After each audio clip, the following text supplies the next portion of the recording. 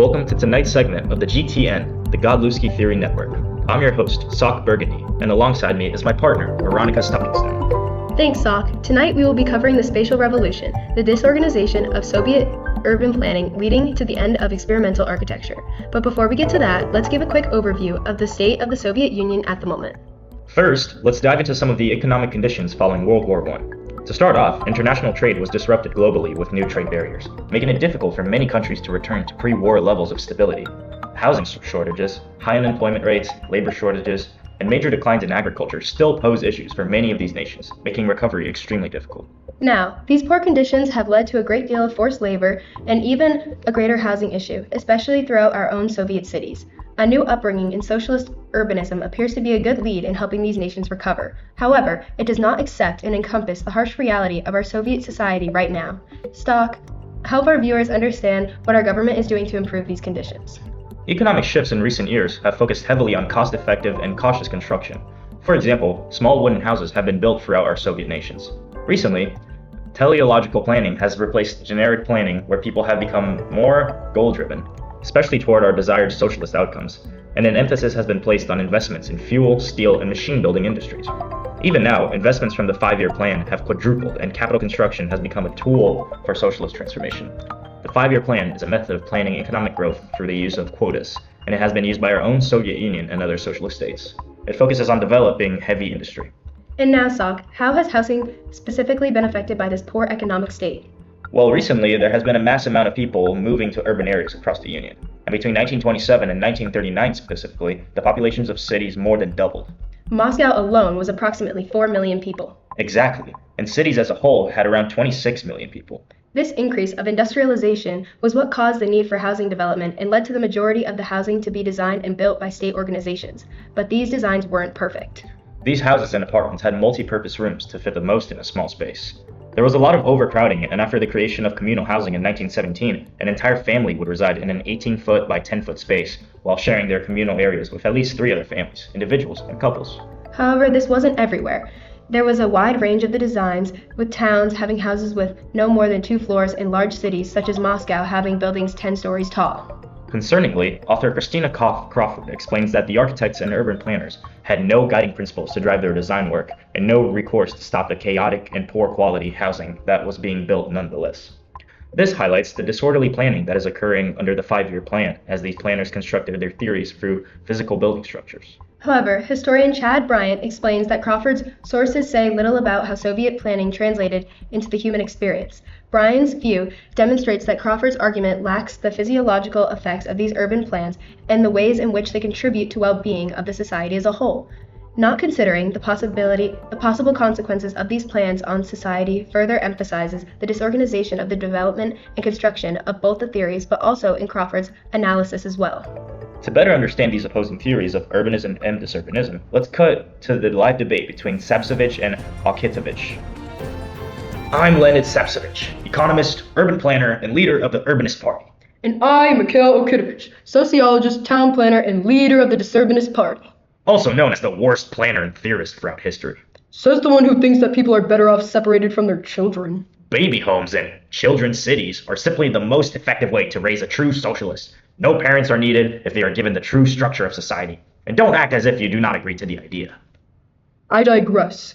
With the upcoming 5-year plan and within my ideology that we as a society completely reject the idea of urbanism. Socialism would be more beneficial if people are separated across the USSR rather than crowded on top of each other in silly housing communes. Decentralization is the best way to improve our socialist society. My theory of ribbon networks is able to completely demolish the need for unnecessarily large cities. While I agree that large cities are unnecessary, I disagree that people should be isolated.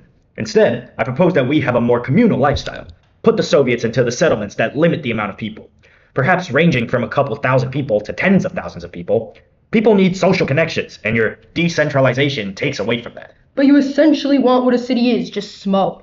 People crowded on top of each other, stuffing people into everyday routines. You want urban cities, but just under a different name. Thus comes the problems of urban cities, which is what I'm trying to avoid. But you also want to rely on automobiles for transportation? We are meant to be reconstructing our fair country over the lines in terms of socialism.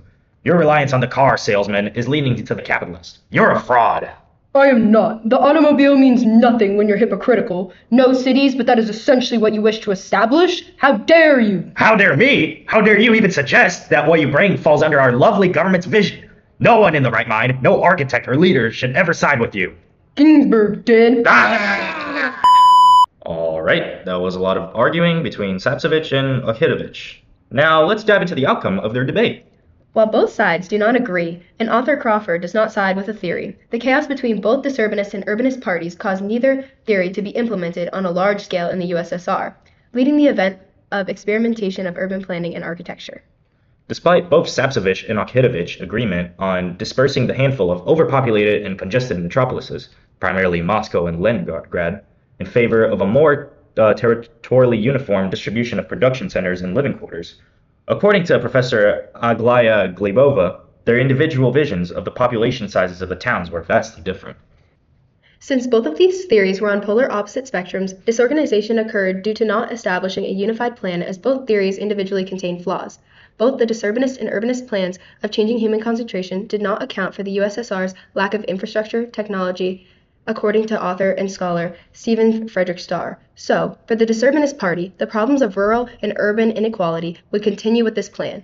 And for the urbanist party, the plan's dependence on infrastructure that was not built created a major flaw, and it is not feasible. Also, the majority of the USSR's government still held the belief that cities were necessary for economic development and growth, causing the disurbanist party plan to not be implemented.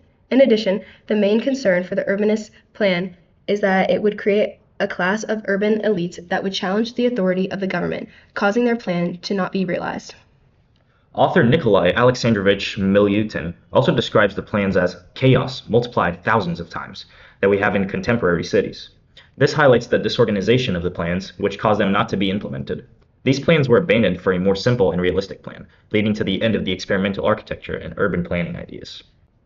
However, Starr also highlights that German and Swiss planners were able to apply these urbanist ideas to such towns as Perm, Nizhny, Kursk, and Birobidzin. This provides evidence that these plans were not completely abandoned and thus adopted partly in other countries, which is not articulated by Crawford. As we've seen tonight, both Sabsovich and Okhitovich's ideas are drastically different. Okhitovich's plan focuses on dispersed settlements, small, networked communities that create cheap and fast housing development for citizens of the USSR. On the other hand, Sabsovich has created his own plan that establishes a centralized community where he aims to provide a communal housing system. However, both of these plans were not realized due to the disorganization and major flaws of each. Instead, both plans were abandoned for a more sensible option. Instead of creating better housing solutions, the socialist government provided the population with overcrowded apartments and unmet promises. Thus, the disagreements and disorganization between different ideologies caused their experimentations into urban planning and architecture to be abandoned, thus ending the experimentations in architecture and urban planning in the Soviet Union. And that's the reality behind the so-called spatial revolution. I'm Sock Burgundy. And I'm Veronica Stockingstone. Thanks for watching, and good night.